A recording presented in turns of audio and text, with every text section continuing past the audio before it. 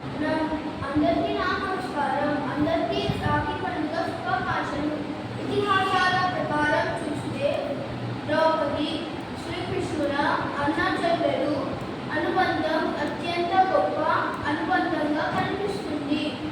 శిశుపాలున్న శిక్షక్రమంలో సుదర్శన చక్రాన్ని ప్రయోగించిన శ్రీకృష్ణుడిని చూపుడు వేలుకు రక్తం దారుగా కారుతున్నప్పుడు అది గమనించిన ద్రౌపది పట్టు చీర కొంగును చింపి వేలుకు పట్టు కట్టింది.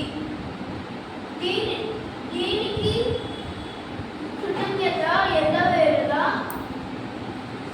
అందగా ఉంటానని శ్రీకృష్ణుడు ద్రౌపదికి హామీ ఇచ్చాడు.